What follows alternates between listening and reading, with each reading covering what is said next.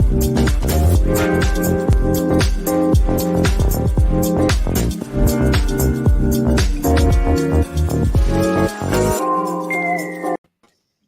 and welcome to Finance Conversation.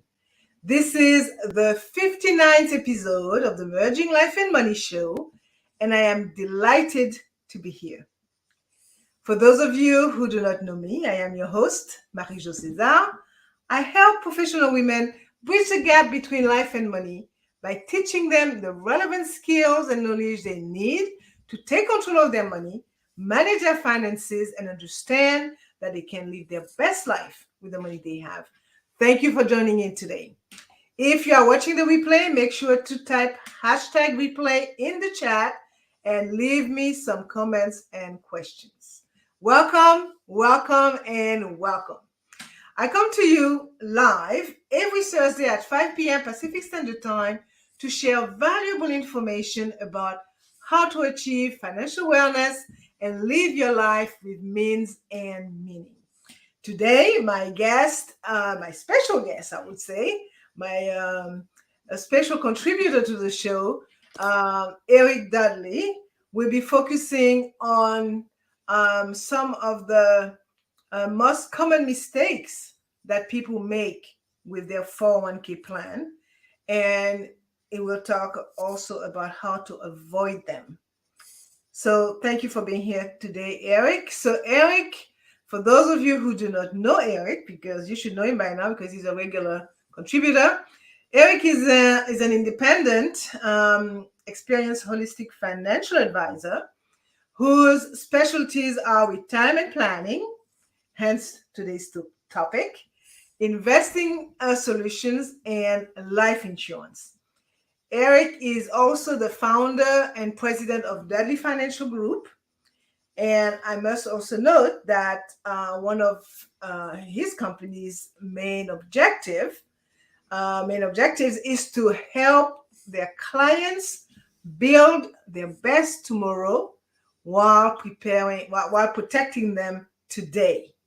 So welcome, Eric, to the Merging Life and Money Show, and welcome, followers and listeners. Thank you for joining in today.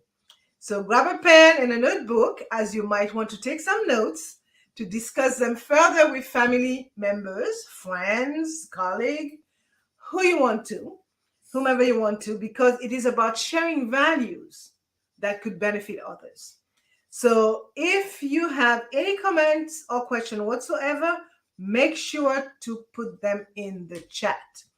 As you may know, the main objective of the Merging Life and Money Show and my very strong why is to empower as many women as I can with what I know about money and finance. Okay, so today, again, we will be addressing the 401k plan, which is a vehicle provided by employer for employees to prepare for their retirement. So the 401k plan is a great tool to help you save for retirement. However, it is important that you make sure that you are doing it right and that you are not making any mistakes, because mistakes can stop you from reaching your retirement goals and can lead to a lot of stress and anxiety. So before we get started, I like to state a few disclaimers, right?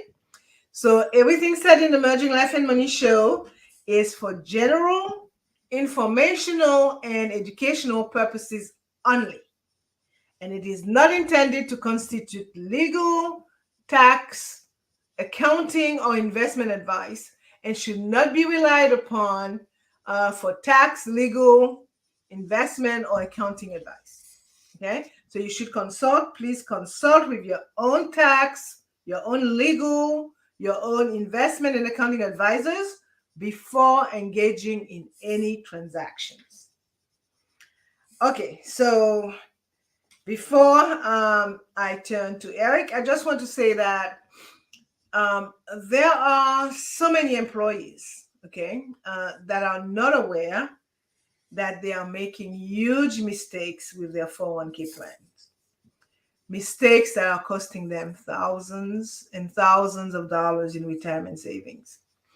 So this could be because, who knows, right? They are not aware of the options available to them, or because of, what they understood their employee to explain to them, the advice that they are getting from the employer. I mean, who knows, right? Who knows? So, Eric, help me and my audience understand the common mistakes most employees make with their 401k plan. And as I know that there are many, and we discussed that before the show, and we agreed on looking at six of them, right? So I'm going to spell them out, and I'm going to give you the opportunity to talk about them one at a time. So we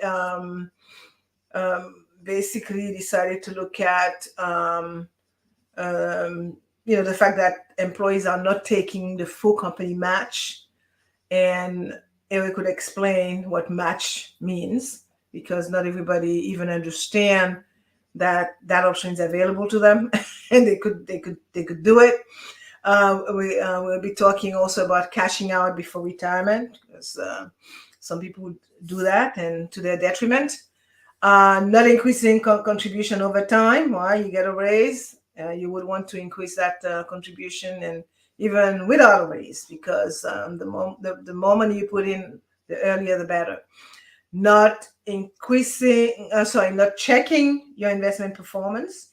So it's not a thing like, add water and shake. Okay, you got to keep on stirring it. Another one is loading up on your company stock. And the last one that we're going to look at is not understanding the downsize of 401k plans, because there is always two sides to anything, right? So Eric, let's start with the first one. The first common mistake, which is not taking the full company match. What can you tell us about that? Okay, well, hey, thanks for having me, MJ.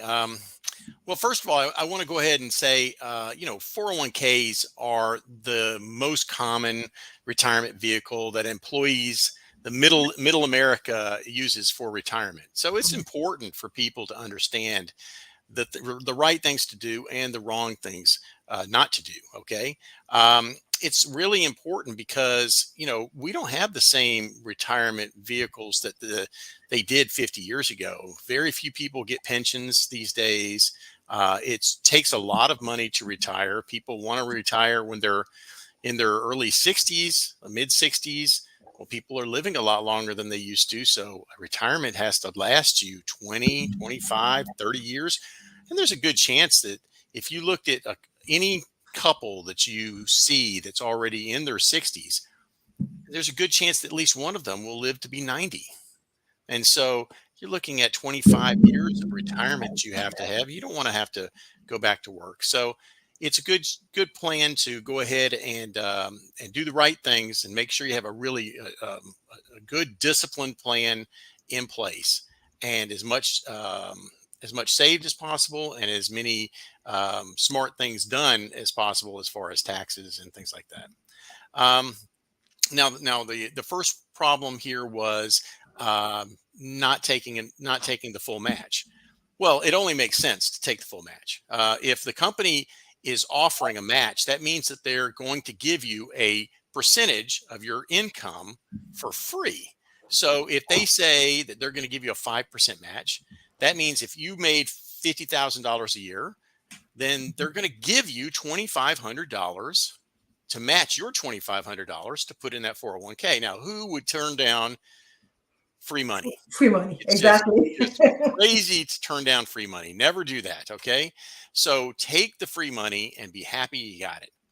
And some people don't, though. Some people will say, well, I'll only take a 2% of the 5% match. Don't do that. Take the full match if you can, if any way possible, if you can. So it'll be definitely worth it down the road. Okay. Good. Good. And So, yeah. good. And the other part of this is also, do people understand what vesting is? Vesting is something that's done in Very companies. important. Yeah. you don't get that full match unless you are with the company for a certain amount of years. Now, this is not true for all companies, but definitely understand that some companies, and maybe the company that you're involved in, has a vesting system. And so you have to be with them for X number of years in order to be fully vested and be able to get all of the matching funds. Because, a lot of people these days, they change jobs so fast, they wind up not being fully vested. Yeah, And they're so leaving some money on the table there. that's right. That's right. You're leaving money on the table. So understand when to change jobs according to if you're vested. You want to make sure you get all the money you can from the company. Good. That's very important to understand. And my experience, I come from a background where we had a similar system where the defined contribution structure, and it was 5%, 5%. And this was not optional. So every employee had to put 5%, and this was matched by the employer. So the good thing with that is that you were able to put as much voluntary contribution as you wanted to. However, it wasn't matched by the employer because it was voluntary. But it's a very, very important point that you say here in America, where it's very voluntary. So a lot of people don't take it seriously, and they don't realize how important it is to put in that money and get 100% return on it on day one. Mm-hmm. You put $1 and you get $1 back, $1 to add to it. So to me, that's 100% return on day one before investment. All right. So Right. so the next common mistake that you identified, Eric, is cashing out before retirement. What can you tell us about that? Well, just like any other plan you have, if you have a plan to, get a certain level of education, or if you plan on become a professional athlete or a doctor or anything like that, you have to stick with the plan. Okay. You have to stick with it all the way through, because if you don't, it's going to drag on and on and on, and you're not going to wind up reaching your goals a lot of times. And so retirement is a long-term deal. And you have to really, the most important money that you save in retirement is money that you are investing early. Okay. When you're 18, when you're 19, that's the best money. That's money that's going to be in there for 40 plus years of compounding. It's wonderful. That's the most effective money. But what happens is a lot of times people, have, unfortunately, they lose their discipline, and they see something they like, something shiny, something fun, something they think they deserve. And they go out and they take some money out of their 401k and they go buy a car, or they, maybe they paint their house, or maybe they, whatever. It might even be something that's important. But the last place you want to take money out is from your retirement, because that money compounds and compounds and compounds. And that's where the real power of investing comes from, is that compounding interest. And if you take the money out, it will really, really injure that account, and you'll never recover it. Money that's invested when you're in your 20s becomes huge in your 60s. So if you take it out in your 30s to go buy yourself a BMW, you're going to pay a lot more for that BMW than you could have ever imagined. Yeah. Another one is, what should you do with your money? Let's just say, for instance, you've vested, you've been vested in your job, and you decide to move to another company. Don't pull the money out. Okay. Again, this is a retirement vehicle. So just because you left the company, you don't take it out and like put it in a savings account. No, you roll it into something else that's also a retirement account, which is an IRA. And if you do that, you can do it to where you're not going to have any taxable income. You won't use any of the money. It'll never actually be touched by you. It'll be transferred from one institution to another, all tax-free, and it'll all be still in a retirement account, so that you can continue to take the benefits of it, of compounding interest and things like that. So you just don't, you just try not to use it. Use it for what it is. It's retirement money. Right, right. And that's a very, very important point that you make here, because you start a job and you're there like for 5 years, 6 years, maybe fully vested, and then you move on. So you would want to, that's your money. So you would want to control that little party here, Right. and move it. And the first thing that you look at, okay, am I going? Because some people think, okay, I'm going to get another $1,000 or $2,000 a year, but that particular employer does not offer a 401k plan. So would you move to that? So you have kind of, first of all, you have to weigh it, and assuming that they do have a 401k plan, okay, you would want to roll it over, either, and make sure that that money continued to remain in a plan that you could control as far as the investment is concerned. So that's very key. Thanks for that, Eric. So the next one that we will be looking at is the fact that people are not increasing their contribution over time. Right. Well, I mean, people's salary will probably not stay the same as they get older and more experienced. They have more skills and they're able to make more money. So again, taking the same example I used before, if you have a person who makes $50,000 a year and they get 5% matching, so that means they're putting in $2,500 a year. Their employer puts in $2,500, so a total of $5,000 a year.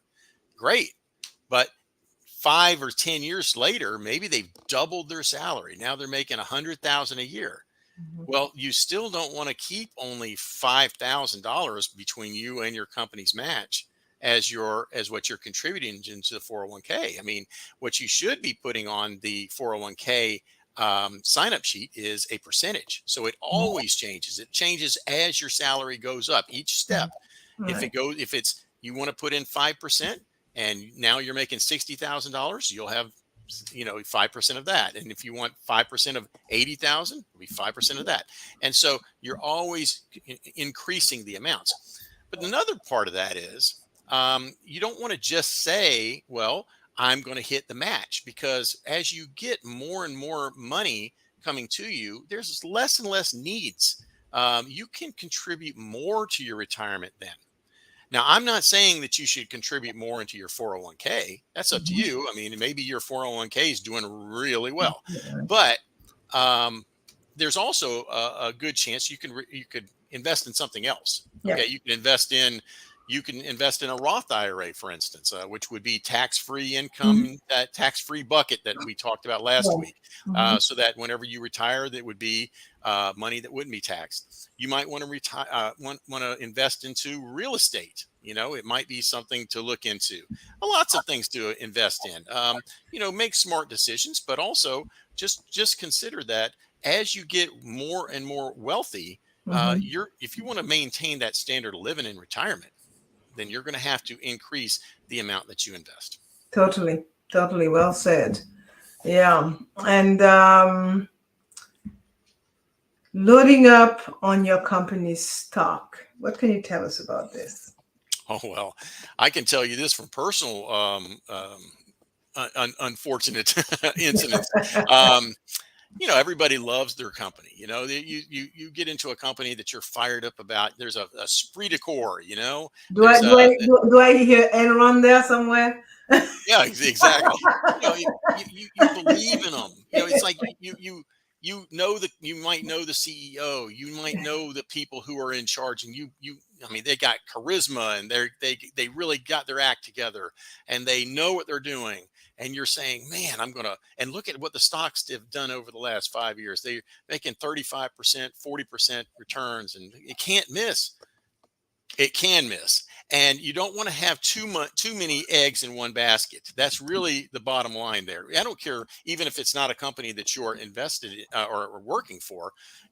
I think for instance, Tesla, I think is a great company, fantastic company, but I would never recommend putting all your money into Tesla. Okay. I think that would be something that could be dangerous. I mean, what Very. would happen if Elon Musk, decided, "Nah, I'm not with Tesla anymore. I'm with Ford." Ford stock would go crazy.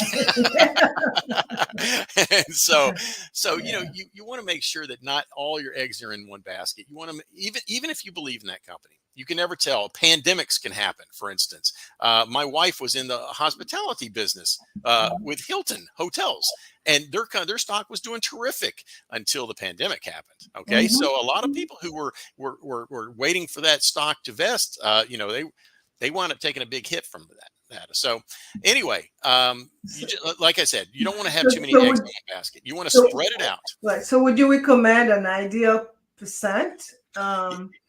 I And would say no mhm. more than 20% of your entire portfolio should be in one stock, so that you've got 80% that is really diversified, so Yeah. that you can say, oh, well, if something bad happens to that 20%, my other 80% could really hold me up.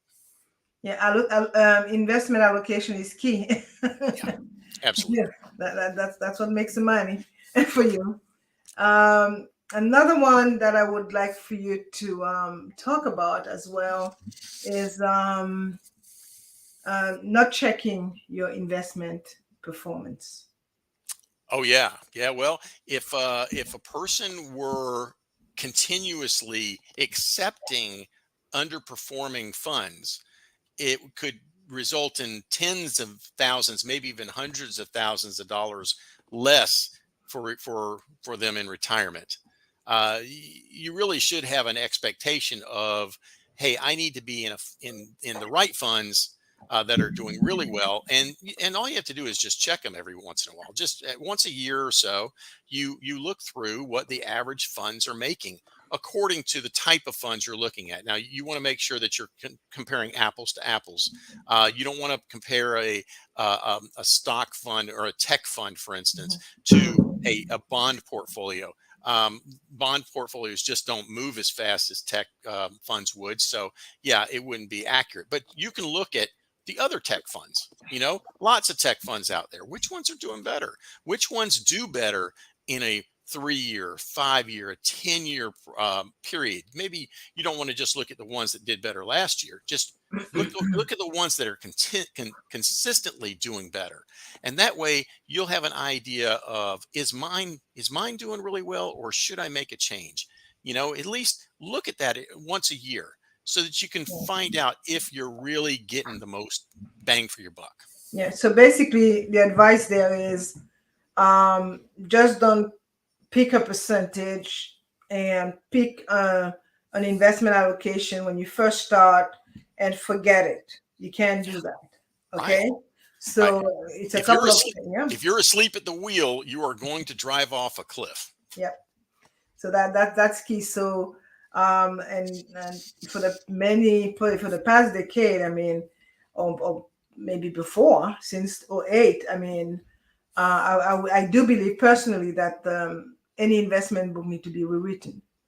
The basics have gone through the window, and a new investment vehicle have been introduced to the to the traditional investment option that people used to have.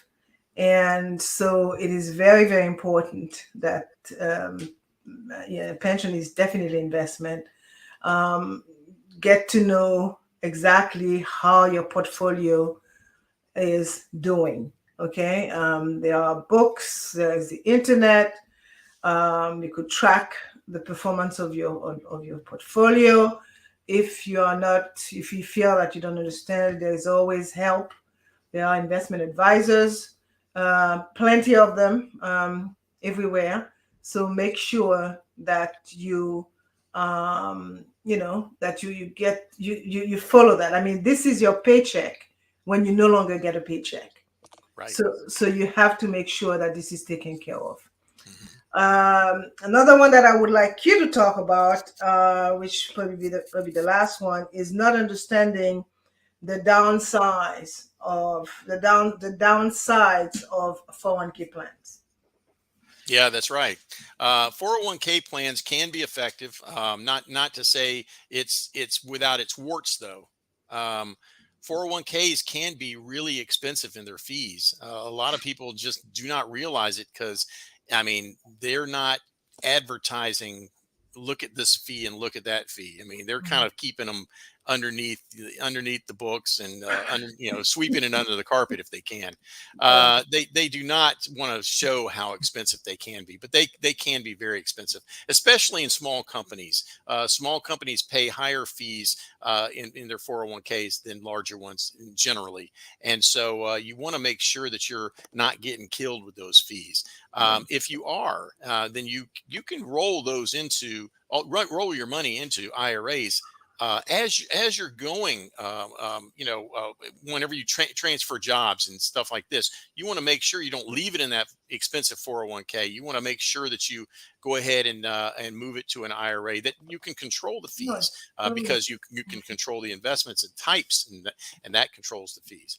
And then also, of course, IRAs have better investment options than 401ks. 401ks might only give you 25 or 30, investment options total, whereas an IRA could have hundreds of investment options, different types of investments completely. And then, of course, with the 401k, most people go into it they might ask their buddy who's at the company, what is he doing or what is she doing in their investment. They may not know. Big mistake. I tell people that all the time. Okay, I could be 40, you could be 40. I wish, and I could have a kid going to kindergarten. You could have a kid going to university, right? So this affect the way that you plan for the future. Right.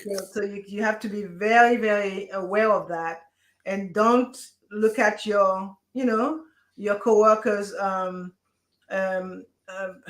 application form and select whatever they selected, even they are the same age as you are. So educate yourself of the various options that are available to you. Yeah. And that is a great example that you made, because the person who is next to you, even if they're the same age, may have completely different circumstances in their lives. I mean, who knows? Maybe that guy's going to inherit $50 million because he married into the right family. Who knows? I mean, it may not affect him at all. He doesn't care.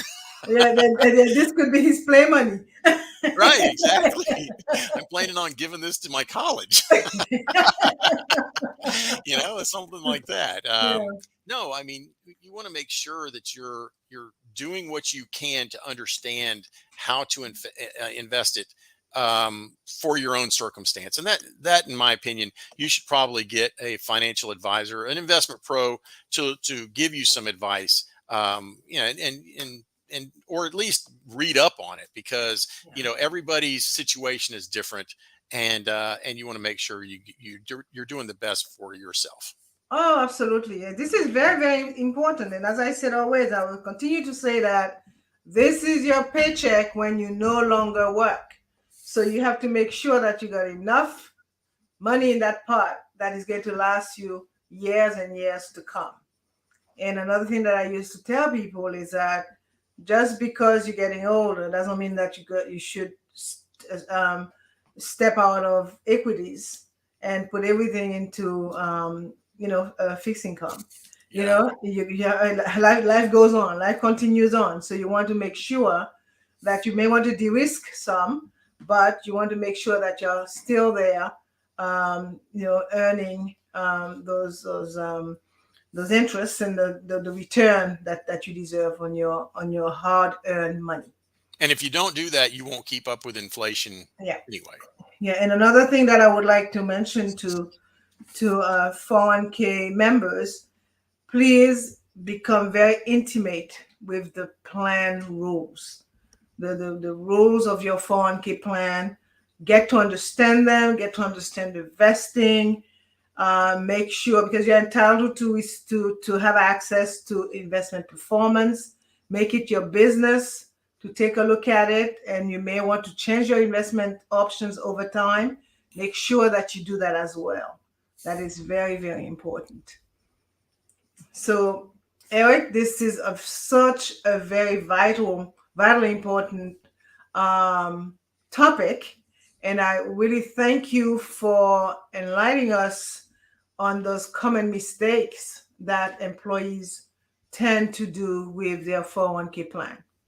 Okay, so I'm just going to sum it up because it's already 30 minutes that we've been talking, believe it or not. We talked about 6 of the common mistakes that people tend to do with their 401k plan. We mentioned not taking the full company match. Remember, some employers do match your contribution, so take advantage of that. Cashing out before retirement. This is not your play money. This is your paycheck when you no longer work.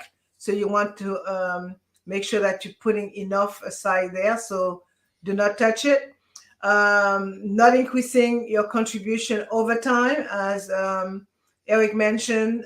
You may be with a company for a long time. You started at a salary, and within a short time, you could be making double. So do not, go for the percentage rather than a flat amount, because with the percentage, it grows with your paycheck. So make sure, and plus, you are making more money and you are getting older, and you have less of a need for money at a time. So you may want to put that money toward a Roth IRA, or increase your contribution altogether. Make sure that you maximize that 401k plan. Not checking your investment performance, very important, right? It's like putting the turkey in the oven and never checking it out. It's going to burn. So, so you got to keep an eye on it, right? And baste it when you need to. And loading up on your company stock, which is not always a good solution. Okay. So as I see it, the 401k plan is a great way to save for retirement, no question about it. But it's important to make sure that you are taking advantage of all the benefits it has to offer. So avoid these common mistakes that we talked about, and book a complimentary consult with Eric today. He is a wealth of knowledge when it comes to retirement planning. And he will help you make the most of your 401k plan so you can relax and enjoy your golden years worry-free. So this brings us to the end of today's Merging Life and Money episode. So Eric, I advance that you will be able to assist people. So I am going to put a banner at the bottom of the screen that shows your information. And audience, make sure to pay attention to that. It's going to run until the end of the show, and reach out to Eric, and he will assist you and with your 401k plan as you need it. So I hope that you have enjoyed today's show. And as you know, I like to end the show with a quote. And today is a quote from Harry Emerson, and it reads, don't simply retire from something, have something to retire from. To retire to. So thank you, Eric, again for your awesome contribution to the show today. And we will meet again next week to kind of close that pension slash retirement series that we started last week. And next week, we will be talking about annuities. So come with questions. And so this is going to be next week. So Eric, thanks again. And for more information about how to achieve financial wellness from the inside out and live a purposeful life with the money you have, join me next week, Thursday at 5 p.m. Pacific time, 6 p.m. Mountain time, 8 p.m. Eastern time, 9 p.m. Atlantic time for my Bermudian peeps, and 9 p.m. I believe Brisbane, Australia time 9 p.m. Atlantic time and 10 a.m. Friday, Brisbane Atlantic time for my Australian friends. Sorry about that. Thank you for being here today on the Merging Life and Money Show. I am your host, Marie-Jo César. I will be back again next week. Until then, continue merging life and money. Bye for now.